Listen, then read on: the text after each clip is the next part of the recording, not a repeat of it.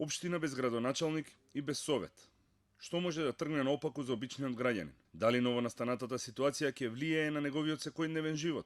Топ тема на ваша страна истражуваше кои се евентуалните решенија и проблеми, откако локалните избори не беа распишани во предвидениот законски рок и нема да се одржат на почетокот на мај.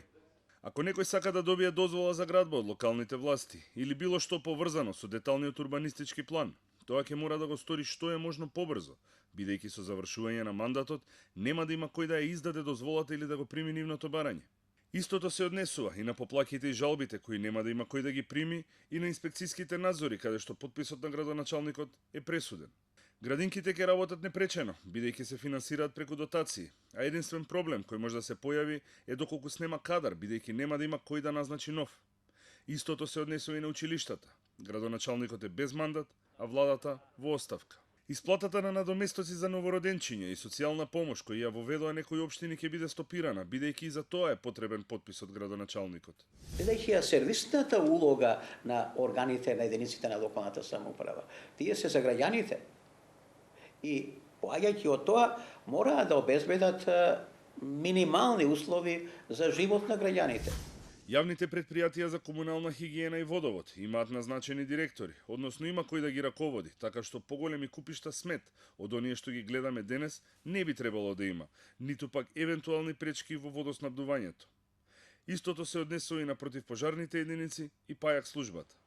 Почнатите проекти во рамки на општините ќе можат да завршат, меѓутоа нови проекти нема да има. Уште еден проблем се тендерите. Општините, без разлика дали станува збор за ситна набавка или решение на милионски проблем, според закон не смеат да распишуваат тендери, така во случај да откаже уличното осветлување ќе мора да се крши законот за да се купат 20 на светил. Она што е започнато може да се заврши, започнување ново не доаѓа во обзир, ништо ново не доаѓа во обзир. Итни работи кои што пак се во рамките на ова нормално, редовно сервисирање на граѓаните, за да граѓаните можат нормално да живеат. Еве, убав пример вие кажавте. Тоа е неопходно. И тука може да се распише тендер, меѓутоа тендер само до толку колку што е потребно да се купат тие 20, 30, 40 јалици да се заврши тоа, а не тој да расписува тендер да купува 2000, 3000 јалици за 3-4 години. Апсолутно тоа не е дозволено. Собствениците на фирми и бизниси исто така ќе се соочат со проблеми во секојдневното работење. Како пример, ќе земеме собственик на кафула. Тој нема да има кому да му ги достави нормативите со цени и нема да може да постави мени. Нема кому да го достави елаборатот за животна средина, кој е еден од првите документи кои го барат инспекциите. Или пак нема да може да побара дозвола за тераса со маси. Што ќе се случи со вработените во локалната администрација? Дали тие ќе добиваат плата? Нови вработувања секако нема да има.